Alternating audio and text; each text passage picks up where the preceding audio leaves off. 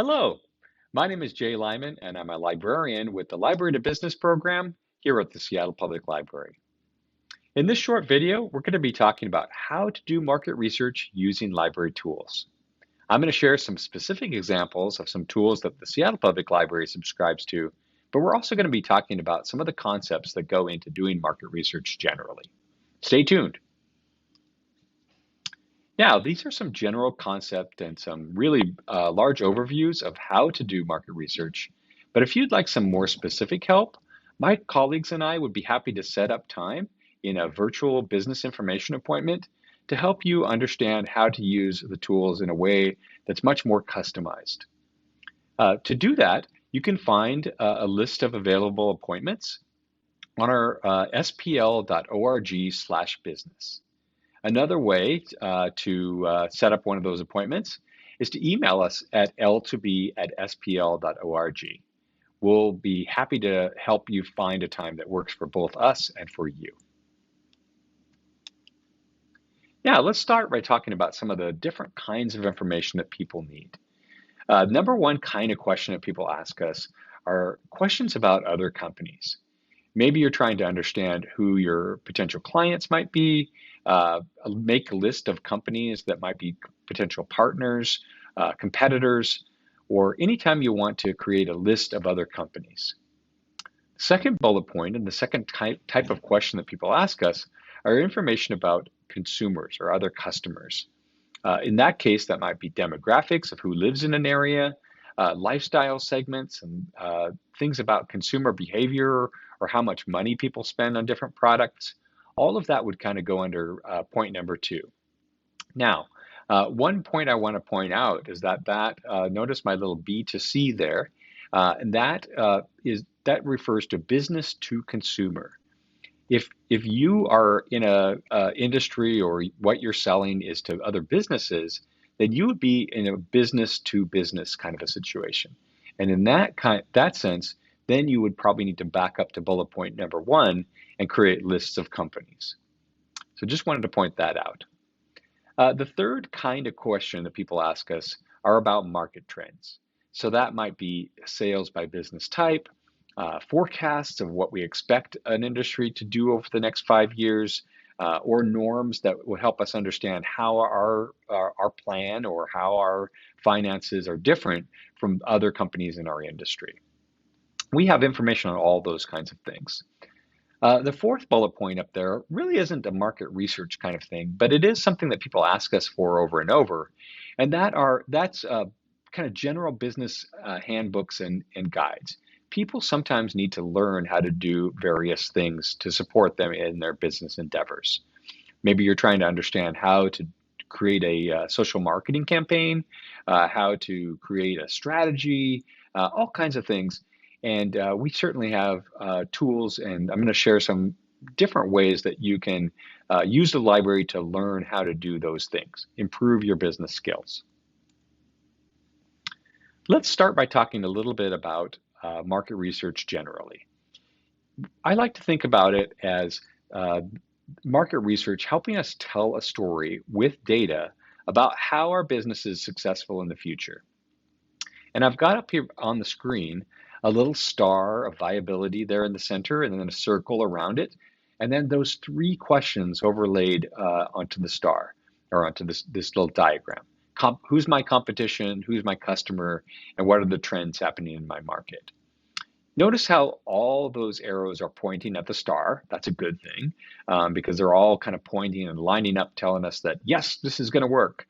There are customers that will buy this. Yes, this makes sense from a competition standpoint. And yes, the trends all kind of show that we think this will work. But none of the arrows go all the way to the star, because that would be predicting the future, and that's something we can't exactly do. But we can look for data that helps us tell a story of that we think this is what's going to happen.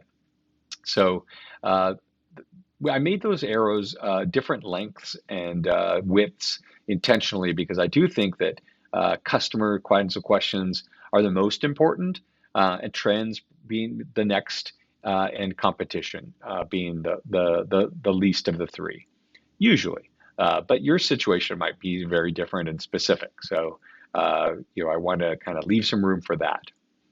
I also want to point out here in the bottom left-hand corner that there are some limitations in this kind of research.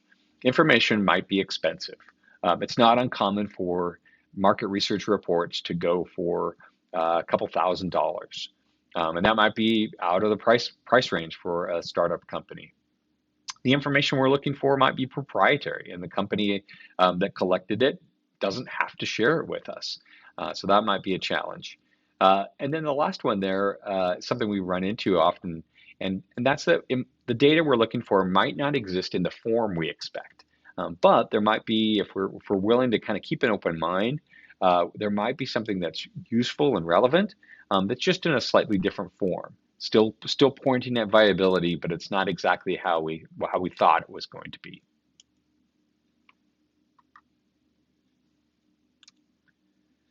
Another concept I want to introduce here are these NAICS codes. So NAICS codes are called NAICS or NAICS. These are industry definitions. So on the screen, I have pet and pet supply stores, which is an industry. And this can be a useful concept because data is often collected at the industry level. So our specific market might be a subset of pet and pet supply stores, but it lives under that larger market. I might find some things about my subset market, but if I back up to the larger industry, I'm going to find a lot more data because that's how they've collected the data and the data is produced at that level. So it can be really helpful to understand what industry are you in and what's the NAICS code, because it can make for an efficient search. It can help shortcut to information. Another concept I want to talk about is these primary and secondary research. So there are two kinds here. Primary research is when we're going out and we're asking people in surveys or interviews or during focus groups, and we're learning about our customers from them themselves. The second or secondary research, that's information that someone else has gone out and collected, and then they are making it available by publishing it. And that might be publishing it on a blog, that might be publishing it in a market research report, a website, or some other way. But all of that would be secondary information, secondary research. It's important to kind of note this because a lot of the research and the reports that we'll find at the library and on other sites is secondary information. But it can be very valuable to have some questions that you ask your customers or to engage them in some surveys or interviews or focus groups, because it can be more direct. On the flip side, that kind of research can be expensive, time consuming, and you also want to make sure that you have a representative sample and other things, so you're making decisions based on the kind of data that you really think that you are. But it's always a good idea to talk to your customers. Okay, let's start talking about some of the specific things there. Market trends, information about other companies, and demographics and information about customers. We're going to start with market trends here, and we've got a fun one up on the screen, which is that in 2014, Americans spent $350 million on costumes for their pets. A lot of pets were being dressed up. But in 2023, even more, $700 million was spent on pet costumes for Halloween. That's a lot.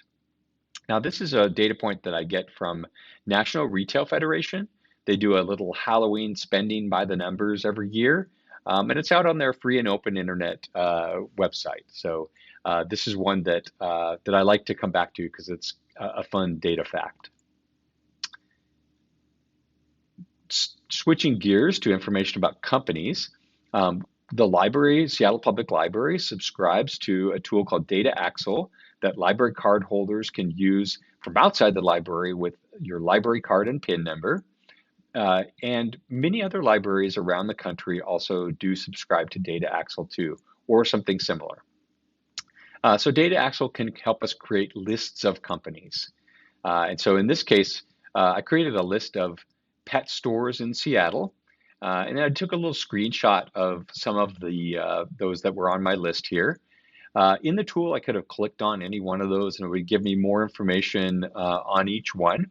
It also gives me ways to download the data into Excel or to PDF or other things.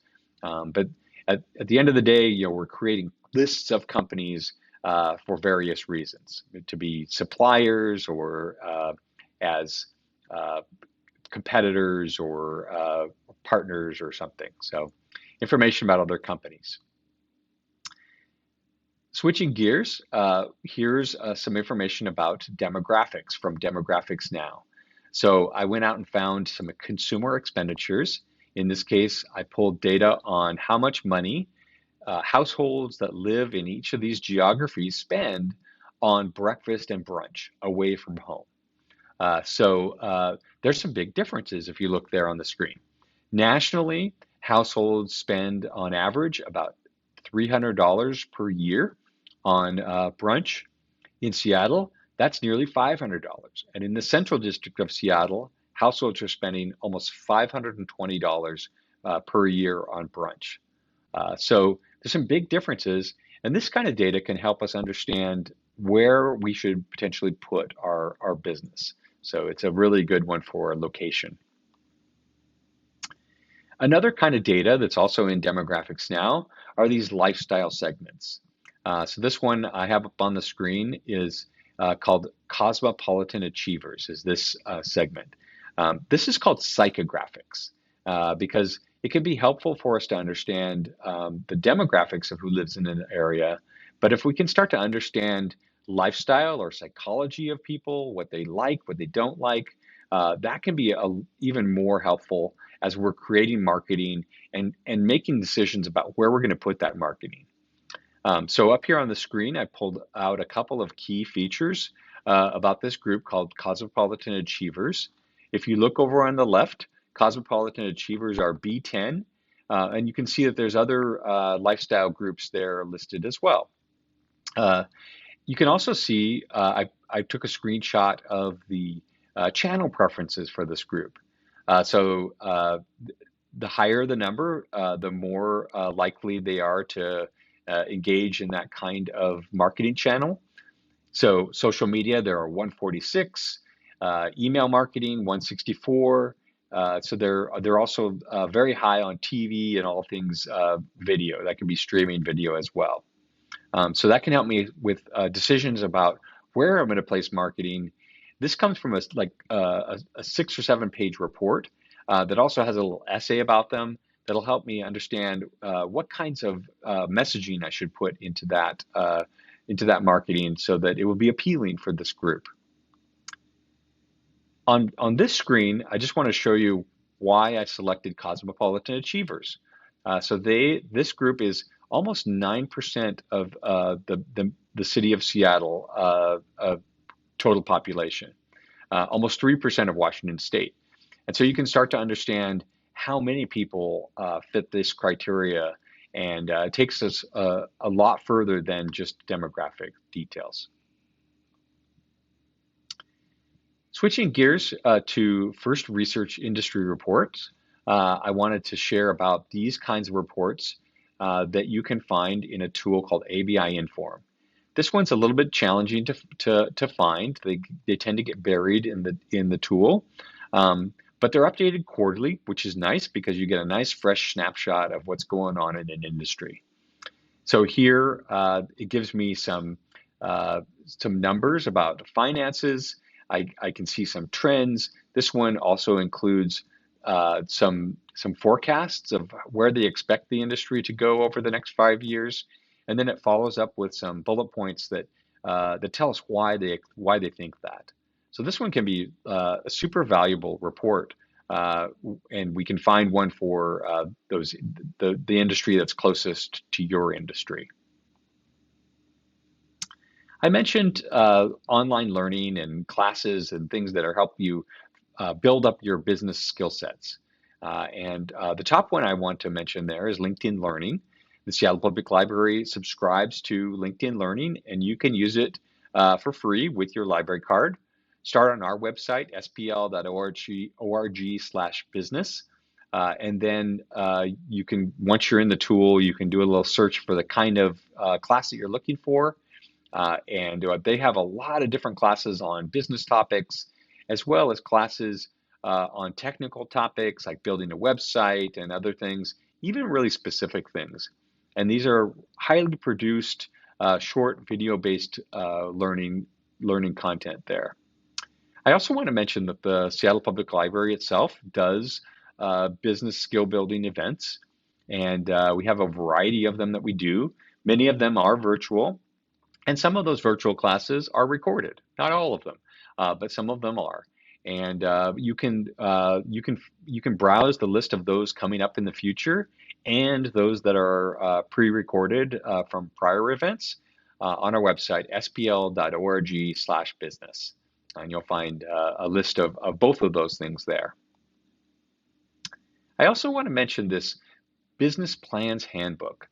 This is a set of business plans. It's an encyclopedia of business plans. We get it electronically though, and you can download a business plan that is close to your industry. I really like this because many people that we're working with are writing a business plan and they haven't seen one for their own industry or an industry that's close.